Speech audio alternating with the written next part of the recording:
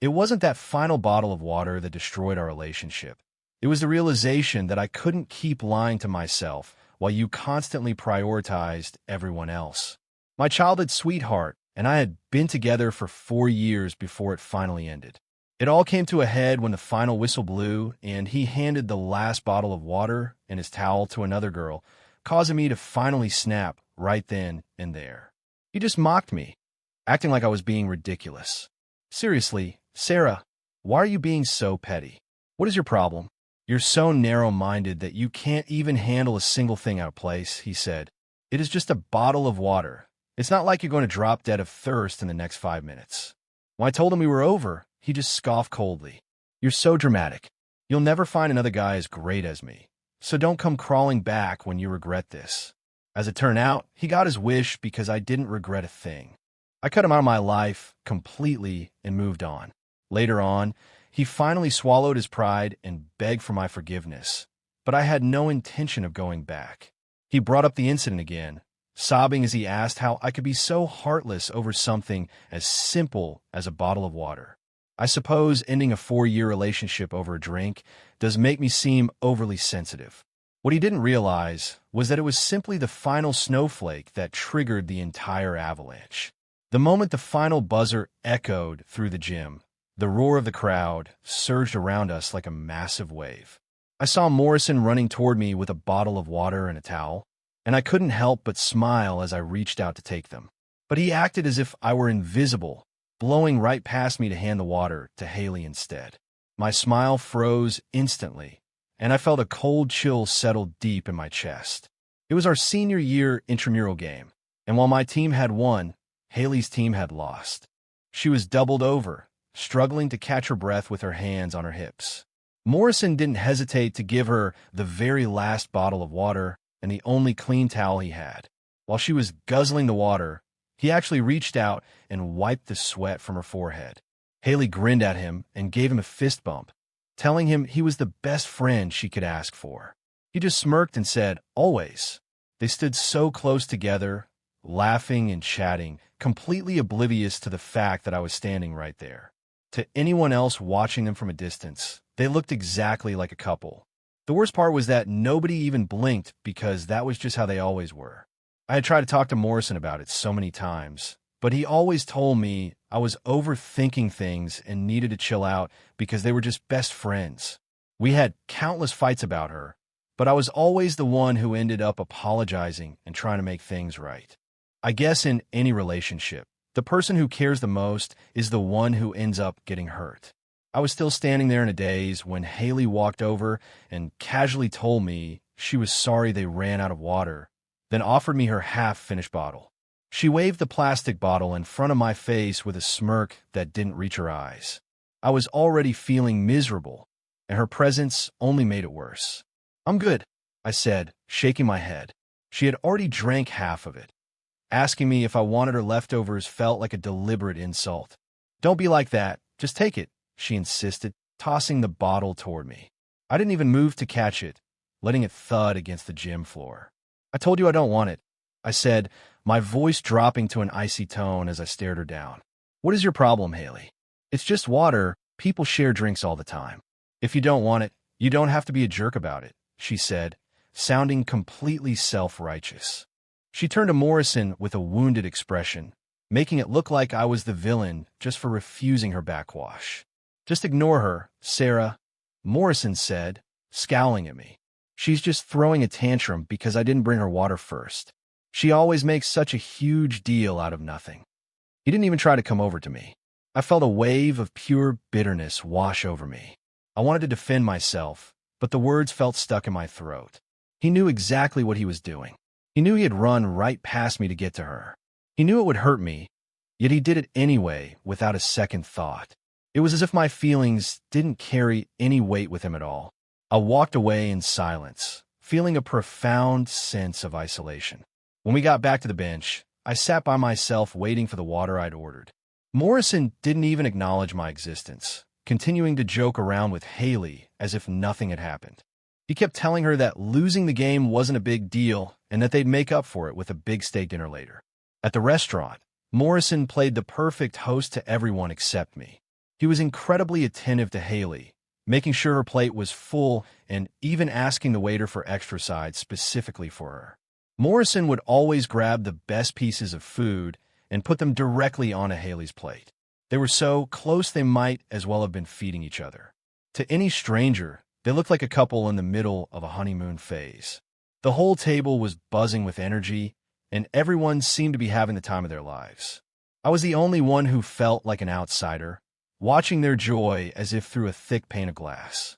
I felt like a third wheel in my own relationship. After the meal, everyone wanted to hit a karaoke bar to keep the party going, but I couldn't bring myself to care. I excused myself, telling everyone I wasn't feeling well and that they should go on without me. My friends could clearly tell I was upset and didn't push it. They told Morrison that if I was feeling under the weather, he should take me home and we could all hang out another time. Morrison looked a bit annoyed but agreed to take me home. However, Haley decided to tag along too. They were laughing together as we walked to the car. Morrison got behind the wheel and Haley immediately hopped into the passenger seat, claiming she lived on the way.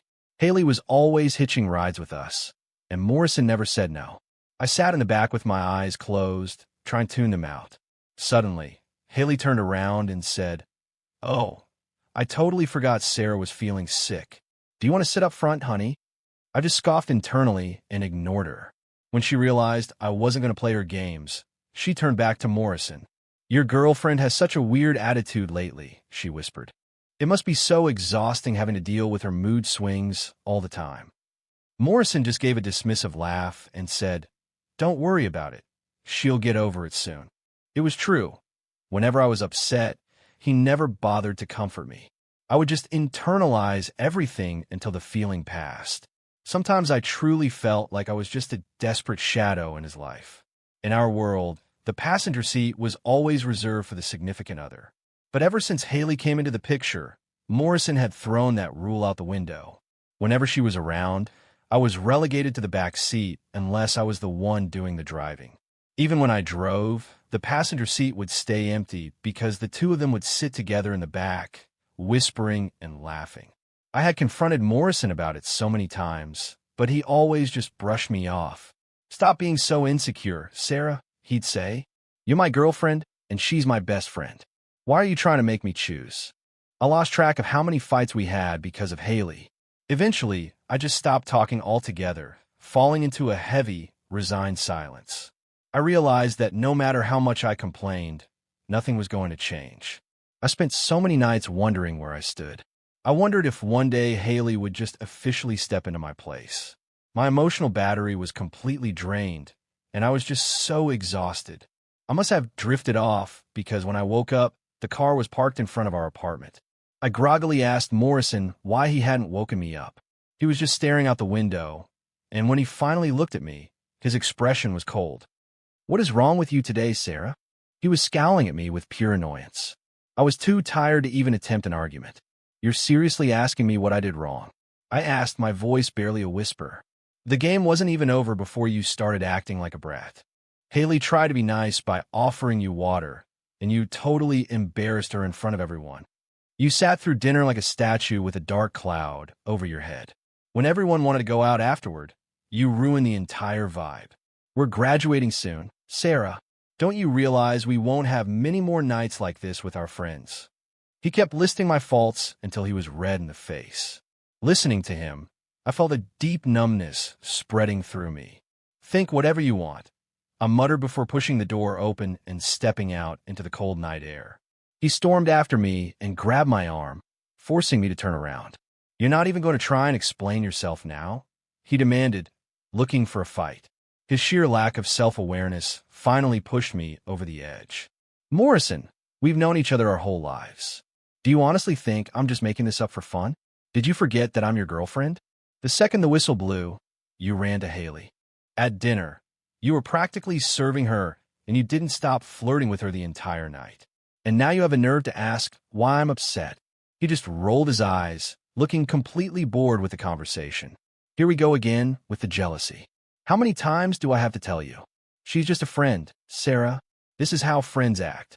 Why do you always have to blow everything out of proportion? I let out a dry, bitter laugh.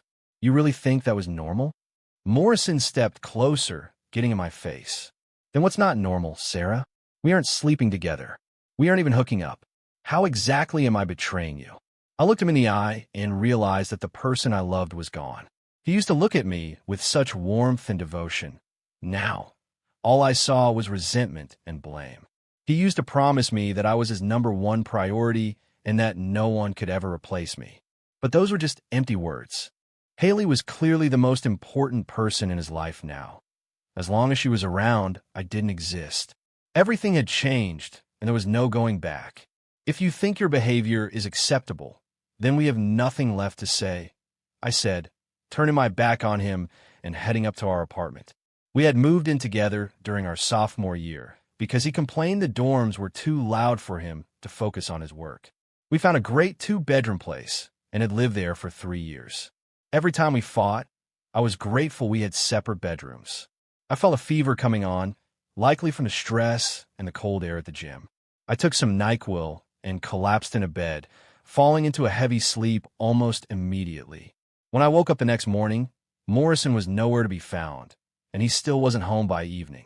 He didn't even send a single text to check on me. We were back in another Cold War, but this time I knew that fighting was pointless. It felt like we were stuck in a never-ending cycle of silence, both too stubborn to give in. I couldn't stop my mind from drifting back to how we used to be. Morrison and I had been inseparable since we were kids. Our families had lived next door to each other in a quiet suburb of Chicago. My parents were always traveling for work, so I barely saw them more than a few times a year. The only thing they ever sent me on time was money for the bills.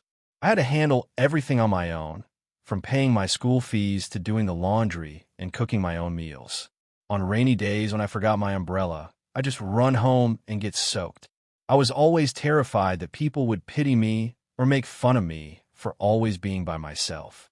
I wondered why nobody ever cared enough to bring me an umbrella. Then, one afternoon as I was preparing to sprint through a downpour, a shadow suddenly appeared beside me. All of a sudden, the rain stopped hitting my head. Let's walk home together from now on, Morrison said.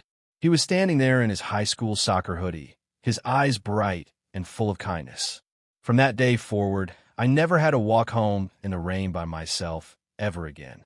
The crushing loneliness I had felt for years finally began to fade. Morrison was there every morning and every afternoon. We shared meals and huddled under the same umbrella when it stormed. He'd even bring me extra sandwiches his mom made and wrap his jacket around me when the Chicago winters got too harsh. He always knew exactly how to make me laugh when I was having a bad day. Because of Morrison, my childhood didn't feel so dark and empty anymore. By the time we hit middle school, we had both changed quite a bit. I remember a boy asked me out once, but I turned him down without a second thought. The next morning, a group of older boys cornered me in an alleyway near the school. They looked like trouble, especially a couple of guys with visible tattoos. One guy I'd never seen before shoved me against the wall and started shouting in my face. "You think you're special, messing with a girl I like? You got some nerve," he growled. I had no idea what he was talking about, and my heart was racing with pure terror. I don't know what you mean," I stammered, my legs shaking. "I really don't know what you're talking about," I cried. "Don't lie to me," he yelled, slamming a baseball bat against the brick wall right next to my head. "That girl who asked you out yesterday is mine. I've been watching her for months. Now you're going to pay for getting in my way." He raised the bat, and I squeezed my eyes shut, bracing for the impact. But the blow never came. Instead, I felt someone grab the front of my shirt and pull me forward. I opened my eyes to find Morrison standing in front of me, his hands trembling as he shielded me. The bat had landed a heavy blow right across his shoulders. His face contorted in pain, and his eyes immediately filled with tears. In that moment, watching him suffer for my sake, I made a silent promise to myself that I would spend the rest of my life protecting him. The bully just stared at us for a second before letting out a cruel laugh. "Wow, letting a guy take a hit for you. How pathetic," he sneered. "Kid must be a real loser to need a bodyguard." My fear vanished, replaced by a searing rage. I grabbed Morrison and pulled him behind me. Before the prick could even blink, I lunged forward and threw the hardest punch of my life. I knocked him flat on his back and immediately pinned him down, landing blow after blow on his face. I kept swinging until his friends finally moved in to stop me. Morrison suddenly pulled out his phone and yelled at them to stay back. "I already called 911, he screamed. "The precinct is just 2 blocks away, and they're already on their way." The threat of the police actually worked, and the group shared a panicked look. They muttered a few curses, grabbed their bleeding friend, and ran off down the alley. As soon as they were gone, Morrison grabbed my hand and started pulling me away. We didn't stop until we were safely back on the main road. I later found out that he hadn't actually called the police. He was just bluffing to get them to leave. I reached out and gently squeezed his hand, telling him he shouldn't have put himself in danger like that. "You have to take care of yourself first," I told him. He just nodded and gave me a soft smile. Then his eyes lit up and he joked, "But if you're ever in trouble again, you know I'll be the first one to jump in and save you." In that moment, Morrison wasn't just my best friend. He was the brightest light in my entire world. We ended up going to the same high school in the suburbs, and by some stroke of luck, we were even placed in the same homeroom. He grew into a truly handsome young man, and he was brilliant too, always at the top of our class. He was the star athlete and the homecoming king. He practically radiated confidence. His locker was always stuffed with notes from girls, but he just tossed them all out at the end of every day. He once told me, with a completely straight face, that we couldn't afford any distractions like dating during such a critical time. "What about us?" I asked him. A look of pure joy flashed in his eyes, as if he had just realized something wonderful. "Let's just focus on getting into the same college," he said. "Once we're there, we can finally be together for real." How's that sound? That became my only goal. For the next 3 years, I worked tirelessly to keep up with him. All that hard work finally paid off when we both got accepted into the University of Washington. On move-in day, we shared a look and knew that the wait was over. We finally became an official couple. Once classes started, life felt a bit more relaxed. We had so much more free time to ourselves. Every weekend was an adventure as we explored Seattle together, finding hidden gem restaurants and taking photos of everything. We walked miles around the city, always holding hands. We had our own little secret spots where we could just be ourselves. It was a beautiful, private world that belonged only to us. I was truly happy back then and genuinely believed that we would spend the rest of our lives together in that same blissful state. But I never saw the storm clouds gathering. During our sophomore year, a transfer student named Haley joined our class. By pure chance, she and Morrison were paired together for a group project, and they hit it off immediately. Haley was pretty and had a very charming way of speaking. Morrison would always tell me how sweet and polite she was. Before I knew it, he was bringing her up in every conversation, and the distance between them seemed to shrink with each passing day. It reached a point where it actually started to hurt. At first, our weekend outings were still just for the two of us. But then, Haley started finding every excuse imaginable to tag along on our dates. If we mentioned a new restaurant we wanted to try, Haley would suddenly develop a craving for that exact same place and ask if she could join us. Morrison would hesitate for a second, but she'd always manage to talk him into it until he eventually gave in. So, our private dinners for 2 inevitably became dinners for 3. The same thing happened with movies. Haley would claim she'd been dying to see the exact same film and show up at the theater right as we were buying our tickets. Morrison never did anything to stop her from being a third wheel. The 3 of us would sit through the movie, and afterward, they'd walk ahead of me, completely absorbed in their own conversation about the film's plot. I was always the one left trailing behind, feeling like I was the intruder in my own relationship. This happened so many times that I lost count. It wasn't like I didn't try to bring it up to him. I told him that I missed our private time and that having Haley around all the time made me uncomfortable. He just got defensive and told me that Haley was just a close friend and that I needed to stop being so jealous over every little thing. "But Morrison, she's clearly interested in you. There need to be boundaries," I said, my eyes welling with tears. "I already told you. She's just a friend," he snapped, his voice dripping with annoyance. "Can you please stop being so insecure and narrow-minded? It's not like we're doing anything behind your back," he said. I looked at the man I had grown up with and realized for the first time that I didn't recognize him anymore. "You know exactly what's going on, Morrison," I whispered. "Why are you pretending to be oblivious?" He took a deep breath, clearly trying to control his temper. "I'm not pretending anything. You think you have it all figured out, but you're just being paranoid. Are you really going to be this petty, Sarah?" His words felt like a dagger to my heart, and I couldn't stop the tears from falling. "So, you think I'm just being petty? You think I'm the one who's out of line?" I asked, my voice trembling with emotion.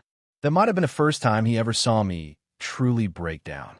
For a moment, his expression softened and he looked almost guilty. "Okay, Fine. I'm sorry, Sarah. I messed up this time. Please stop crying, okay?" But his half-hearted apology only made me feel worse, and the tears started coming even faster. He looked panicked for a second, and then pulled me into a tight embrace. He gently wiped away my tears and whispered sweet promises, telling me over and over that I was the only one he loved. To prove it, he even agreed to go on a grueling hike with me that weekend, even though he hated the outdoors. We climbed all the way to the summit, and as I looked out at the stunning view, I felt like maybe things would be okay after all. That night, we lay in bed together, and he whispered into my ear that things would change. He promised me that he would set boundaries with Haley and make sure she knew her place. Falling asleep in his arms, I finally felt safe and happy again. I truly believed him and held on to that promise with everything I had. But he didn't keep his word. If anything, he and Haley became even closer, and the tension between us only grew. We were fighting almost every day, but I was so deeply in love with him that I just couldn't bring myself to walk away. I kept telling myself that once we graduated and moved on with our lives, Haley would eventually fade into the background. I was wrong. The incident at the gym yesterday was a wake-up call that I couldn't ignore any longer. I should have realized long ago that their relationship was anything but platonic. I had been living in denial for years. I sat up waiting for him until the early hours of the morning, but Morrison never came home. Our last text exchange was from the day before, and he hadn't even looked at my messages.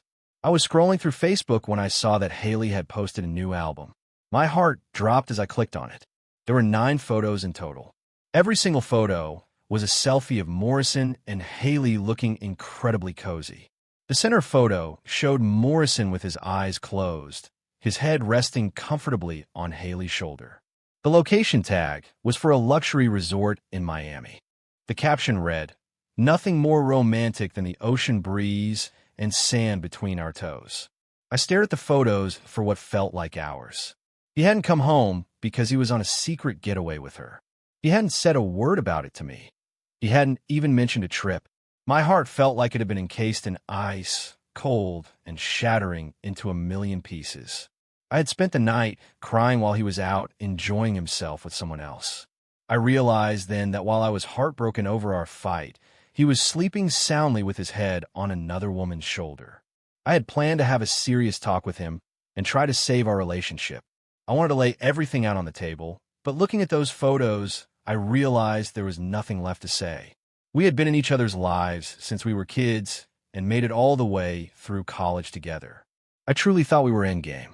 I had imagined our future so clearly, like something out of a romance novel. I pictured us walking down the aisle, and the moment he'd slip a ring onto my finger. Reality was a harsh wake-up call. I'd been incredibly naive. Our relationship, which I thought was rock solid, had crumbled in an instant. Looking back, the moment Haley entered our lives, the ending was already written. Morrison and I were never going to make it. The cracks had started forming a long time ago. Was this really how our story ended? I felt a surge of bitterness because I hadn't done anything to deserve this. My phone slid out of my hand as the tears finally overwhelmed me. I thought back to all our happy memories, especially the time he had stepped in front of that bully's bat for me, like a protective lion. I remembered him standing in the pouring rain, making sure I stayed dry. He had been my protector, the one who'd run for miles in the middle of the night just to get me fever medicine when I was sick. It was hard to reconcile that person with the man who was currently in Miami with another woman. The man who had been the light in my life had finally walked away. I I used to think that as long as I loved him enough and worked hard enough, we could weather any storm together. I finally realized that love isn't something you can win through sheer effort. It's like sand. The tighter you try to hold on to it, the faster it slips through your fingers. I was powerless to stop him from slipping away. When Haley posted those photos, Morrison and I were still technically together. Yet there he was, sleeping peacefully on her shoulder without a care in the world. I realized that he had moved on emotionally a long time ago. I wasn't going to let him keep stringing me along. I spent the entire night packing my things, systematically erasing every trace of myself from our apartment. This apartment had been our home, but now it was just a place filled with painful memories. I moved back into the dorms because I had decided to focus on my graduate school applications. Originally, Morrison wanted us both to start working right after graduation so he could start his career. He told me that if I went to grad school, we'd never see each other. I had agreed to put my dreams on hold for him. I had even interviewed at a few firms near his office. But I was done living my life for him. I called the HR manager at the company that had offered me a job and politely turned down the position, explaining that my plans had changed. She was very understanding and wished me the best of luck with my studies. Once I was settled back at school, I threw myself into my books. I spent every waking hour in the library, only returning to my dorm late at night to keep studying. I thought the solitude would be unbearable, but it was actually a relief. My days were so busy that I barely had time to think about Morrison. He was slowly becoming a distant memory. There were still nights when I couldn't sleep and found myself thinking about our past, but the pain wasn't as sharp anymore. I think my heart had slowly gone numb after years of making excuses for him. 2 weeks later, Morrison finally returned from his trip and found the apartment empty. He hadn't sent me a single text since our fight. When he finally called, I was in the middle of a study session. I declined to call and turned my phone off. By the time I left the library, I had dozens of missed calls from him. He called again just as I was walking back to my dorm, and this time I answered. He seemed surprised that I'd picked up so quickly. He immediately started yelling, demanding to know what my problem was and why I was being so immature. "Get back to the apartment right now, so we can talk about this," he ordered. I waited for him to finish before calmly saying, "No, Morrison, it's over. We're breaking up." There was a long silence on the other end of the line.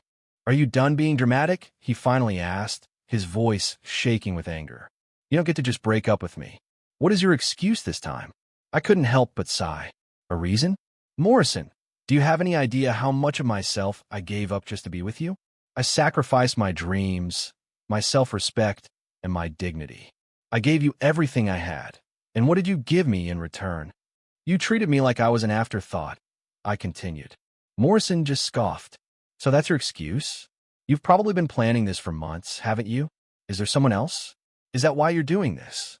His accusations felt like a final slap in the face. I gave a cold laugh. "I'm not the one with a best friend I'm constantly flirting with. I didn't go on a secret trip to Miami with someone I've been emotionally cheating with for years. And I certainly didn't post pictures of us cuddling on Facebook for everyone to see," I added. Morrison just groaned. "Oh my God, not this again." "Yes, I went on a trip with Haley." "So what? We're just friends, Sarah.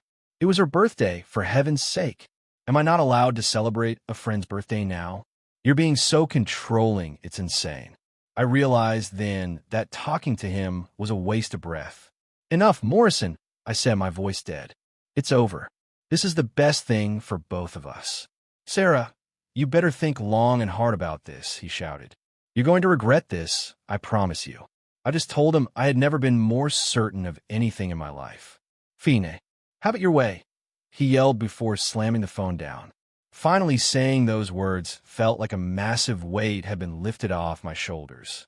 I've been thinking about leaving him for a long time, but I just hadn't had the courage until now. After 4 years, I kept hoping he would change and become the person I first fell in love with. I wanted him to love me the way I loved him. Saying goodbye to someone who has been by your side since you were a child is agonizing. It felt like my very soul was being torn apart, but I knew I had to walk away for my own sake. He and Haley were constantly pushing the boundaries of their friendship while making me out to be the villain. I couldn't live like that anymore. I wanted a love that was real and exclusive, the kind where I was the only person who mattered. If being in a relationship meant constantly sacrificing my own happiness for someone who didn't care, then I was better off alone. Life after Morrison wasn't nearly as difficult as I had feared. I fell into a comfortable routine of studying, getting plenty of sleep, and actually taking care of myself. It was as if he had never even been a part of my world. He had completely faded from my life, and we were finally on separate paths. Recently, one of the dining halls on campus was closed for renovations, so everyone was forced to eat at the same place. It was always packed, making it almost impossible to find a seat. One afternoon, I was wandering around with my tray, looking for a place to sit. To my surprise, there was an empty spot at my favorite table by the window. A guy was sitting there, deeply absorbed in a book while he ate. I hesitated for a moment before walking over. "Is this seat taken?" I asked quietly. He looked up, his eyes bright and kind. "No, go ahead," he said with a warm smile, even moving his books to give me more room. I thanked him and sat down. I felt a little spark of luck. I noticed the book he was reading and couldn't help but comment on it.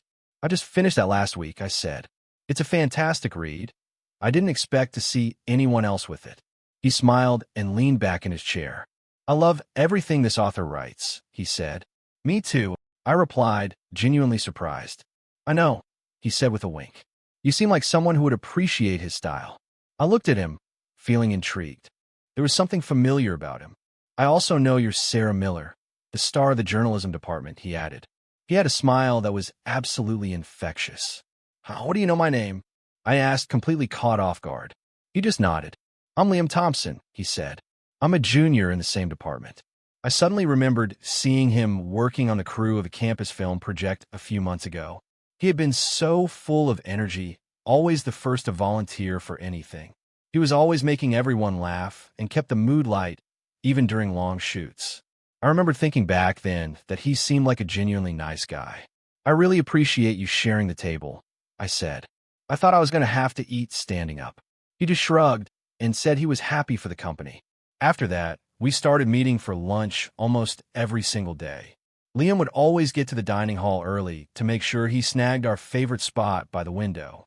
He'd even have a tray ready for me sometimes, even though I told him he didn't have to. Eventually, I just gave him my meal card so he could handle it. As we spent more time together, I realized that he noticed all the little things about me. He knew that I liked to have a sip of water between every few bites and that I always wanted extra hot sauce on my tacos. He noticed when I get lost in thought and just stare out the window for minutes at a time. It was amazing how much he remembered. "Have you been stalking me, Liam?" I joked one day. He just gave me a knowing smile and said, "I don't need to stalk you to notice the things that make you who you are." I was speechless for a moment, then just nodded. He was right. They were just little things, but they meant the world to me. Morrison used to know all these things about me too, but he'd clearly stopped caring a long time ago. I happened to overhear someone mention Morrison's name the other day. It hit me that it had already been 6 months since the breakup. My entire life had become about my studies and my daily lunches with Liam. I had initially assumed that he was just being friendly. I thought he was just lonely and looking for someone to eat with. But when he finally told me how he felt, everything became clear. A guy as handsome and charismatic as Liam could have had anyone he wanted. He had done all those things specifically for me. He reminded me that we'd actually met during his freshman year. He had been lost and carrying a heavy suitcase, looking for the main lecture hall. I had stopped to help him. He had suddenly felt faint and nearly collapsed, but I'd caught him just in time. I helped him get to the campus clinic, where they told him he just had low blood sugar. I made sure he drank some juice and felt better before I left. Once he was okay, I gave directions to the registrar's office and went on my way. I hadn't thought much about it at the time because I was so focused on my life with Morrison. To me, it was just a small act of kindness. I'd completely forgotten about it over the years, so I didn't recognize him at all when we met again. But Liam told me that he'd never forgotten me. From that moment on, he said, "I couldn't get you out of my head. I started looking for you everywhere on campus," he confessed. "I just wanted to be near you. But I knew you were with Morrison, and everyone said you guys were the perfect couple, so I stayed away. I didn't want to interfere in your life if you were happy. But then I heard you guys broke up, and I couldn't believe it. He looked at me with so much genuine concern that it almost made me cry. Liam, I started, but he just shook his head. I wasn't happy when I found out you were single, Sarah. I was just heartbroken for you. I knew how much you must have been hurting. I knew about Morrison and Haley's trip to Miami. I wanted to reach out and comfort you, but I didn't want you to think I was just trying to take advantage of the situation. His honesty was incredibly moving. Hearing him speak with such sincerity, I felt the walls around my heart finally starting to crumble. Thank you, Liam, I whispered. Before I could say another word, he stepped closer, closing the distance between us. His face was flushed, and his eyes were filled with a fierce determination. Sarah, I really like you, he said firmly. I know the timing might not be perfect, but please just give me a chance. I was stunned by the intensity of his feelings. My heart was racing, and I felt a warmth spreading through my entire body. I never expected a random Tuesday lunch to turn into this. I was struggling to find the words, and Liam must have noticed my hesitation because he gave me a small, sad smile. It's okay if you're not ready, he said gently. I just want you to be happy. I couldn't help but smile as I shook my head. Who said anything about rejecting you? Liam's eyes widened, and he looked at me with a mix of shock and hope. Does that mean yes? His entire face lit up, and he grabbed my hands, practically jumping for joy. Oh my God, seriously? This isn't a dream, right? This is the best day of my life, he exclaimed, his excitement radiating off him in waves. I promise I'll love you with everything I have, he said, and for the first time in a very long time, I felt a sense of pure, uncomplicated happiness. Life with Liam was like a breath of fresh air. Every day was filled with laughter and genuine affection. I was scrolling through Instagram one night when Morrison's profile popped up. There was a photo of him and Haley. She was in a pretty floral sundress, and he had his arms wrapped around her waist, both of them grinning at the camera. The caption read, "True happiness is worth the wait." One of our mutual friends had commented, "Finally official. So happy for you guys." Morrison had simply replied with a heart emoji. I looked at the screen and felt nothing. No pain, no anger, just a strange sense of peace. It was a far cry from how I felt when I saw those Miami photos. Now, Morrison's actions just seemed immature and desperate. I realized that he hadn't changed at all. He was still the same person who needed constant validation. I put my phone away and focused back on the present. Liam noticed my change in mood and asked me if everything was okay. "I'm fine," I said, leaning over to give him a quick kiss. "Better than fine, actually." "Was it about Morrison?" he asked, a hint of worry in his voice. I pulled him into a tight embrace and whispered, "Don't worry about him. He's the past, Liam. You're my future, and you're the only one I want." Liam gave me a beaming smile and tucked his head into the crook of my neck. "Sarah," he said softly, "I want to go home with you for the holidays. I want to meet your family." I was taken aback for a second. He reminded me that I'd mentioned my parents were eager for me to bring someone home for Christmas. "I'd love to come with you," he added. I didn't even have to think about it. "I'd love that," I said, and he nearly squeezed the breath out of me. We flew home to Chicago together for the holidays. Liam was incredibly attentive the whole way, constantly checking in to see if I was okay. He kept trying to carry all our bags, and when I wouldn't let him, he'd run off to get me snacks or water. He was constantly looking out for me, making sure I was comfortable and well-fed. It was such a contrast to my time with Morrison, where I was always the one doing the taking care of. With Liam, I felt truly seen and appreciated. Morrison was always so focused on his own world, always busy with his phone or his friends. When we finally walked into my parents' house, the smell of my mom's cooking filled the air. To my surprise, Morrison's parents were there as well. "Sarah, you're finally home," they exclaimed. Morrison's mom, Mrs. Sullivan, came over and gave me a huge hug. Liam immediately introduced himself with his usual charm. "It's so nice to meet you, Mr. and Mrs. Sullivan. I'm Liam Thompson." Mr. Sullivan just smiled and shook his hand. Mrs. Sullivan eventually pulled me aside, her eyes filled with sadness. "Sarah, I am so incredibly sorry for how Morrison treated you," she whispered. "We still think of you as part of the family, no matter what. Please don't be a stranger," she added. I looked at her, feeling a wave of nostalgia. The Sullivans had been like a second family to me when my parents were away. They were the ones who made sure I was never hungry and always had a place to go.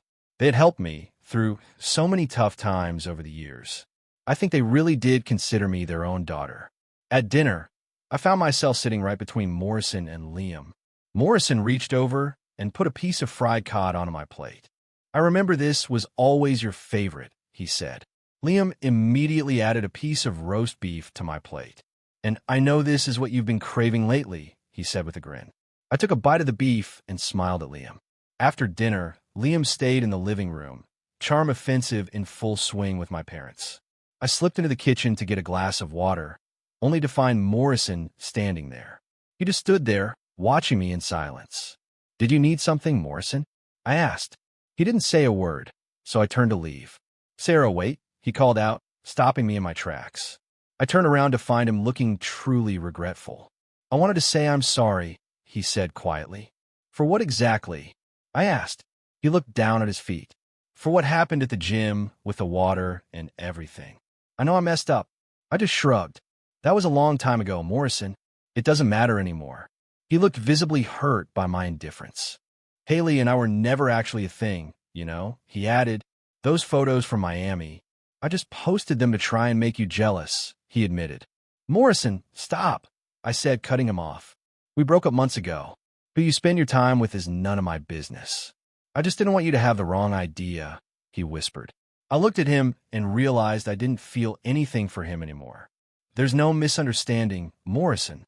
Honestly, I think you and Haley are perfect for each other." He flinched as if I'd slapped him. "Is there really no chance for us to try again?" he asked, his eyes pleading. It had been over 6 months since we'd ended things, and only now was he asking for a second chance. I shook my head, my voice firm. "No, Morrison. It's over. I'm with Liam now, and I'm very happy. I hope you find someone who's right for you, too." He didn't say another word and eventually left the house. I didn't see Morrison again for the rest of the break. My parents absolutely adored Liam, and having him there for the holidays made everything so much more special. Once we got back to Seattle, I went straight back to my studies. I moved back into the dorms to stay focused on my grad school applications. Liam was busy with his own finals and certifications, but we always made time to support each other. One night, I was walking back from the library. I saw Morrison standing near the entrance under a flickering streetlight. He looked exhausted and completely lost. When he saw me, his eyes momentarily lit up. "Sarah," he said, stepping toward me. He walked over and tried to hand me a cup of hot cocoa. When I didn't take it, he touched the cup to his own cheek to show me it was still warm. "I just got this for you," he said. "It's freezing out here. Drink it, it'll warm you up." For a split second, I was transported back to that rainy day when we were kids. But those memories were a lifetime ago. "Morrison, I thought I made myself clear," I said, my voice devoid of any emotion. "You really don't need to do this." He looked down at the cup. I just wanted to see you. I wanted to try and fix things." I just shook my head. "It's too late for that, Morrison. The best thing you can do for me is to just leave me alone," I said.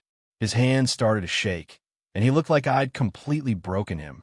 "How can you be so cold, Sarah?" he whispered. "We've known each other our whole lives. Does all that time really mean nothing to you?" He reached out and grabbed my wrist, but I pulled away instantly. "I tried so hard to make us work, Morrison. I compromised, and I sacrificed until I had nothing left, but it was never enough for you.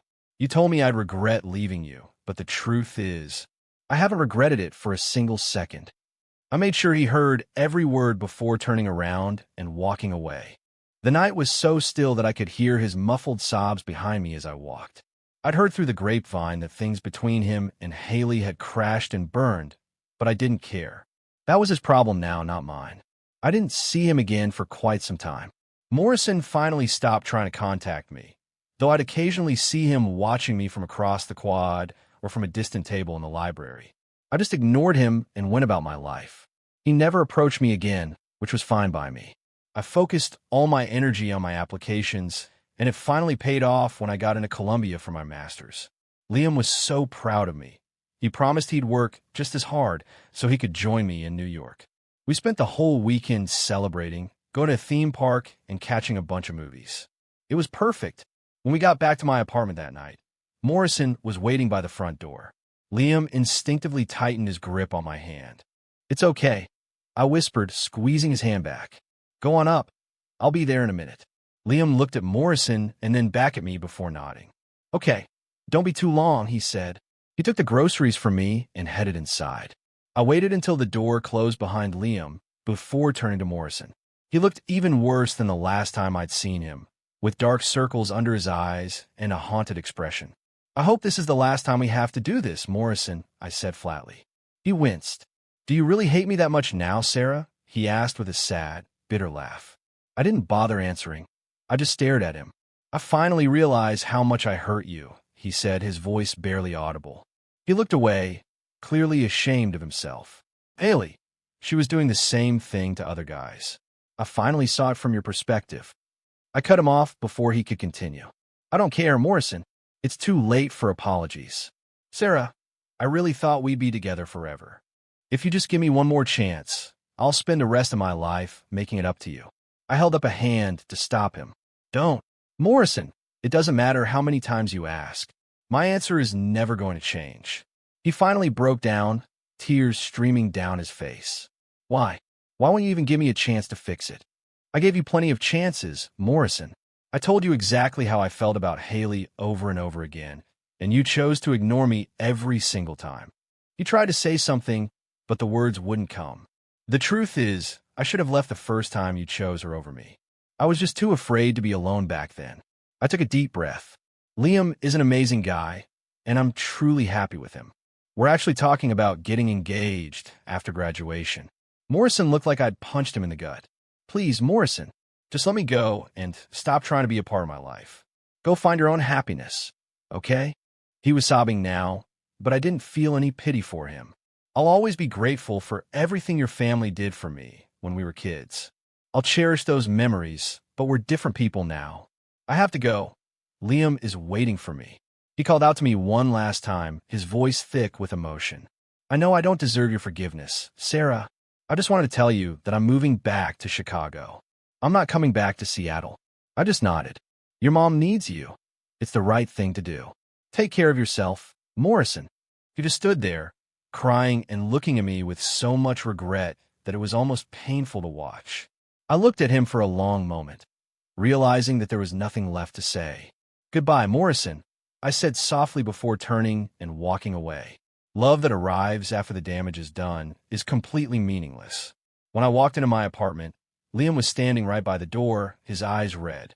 He immediately pulled me into a tight hug. I was so worried. I just stroked his hair and whispered, "I'm right here. Did you really think I'd go back to him?" He didn't say anything, just gave me a playful shove. "I knew you were waiting for me, and I'll always come back to you." I looked at our reflection in the window. Two people who truly loved and respected each other. The secret to happiness isn't about grand gestures. It's about finding someone who actually makes you a priority. A person who truly loves you will never ask you to compromise your self-respect. They'll make you feel cherished and cared for without you ever having to ask.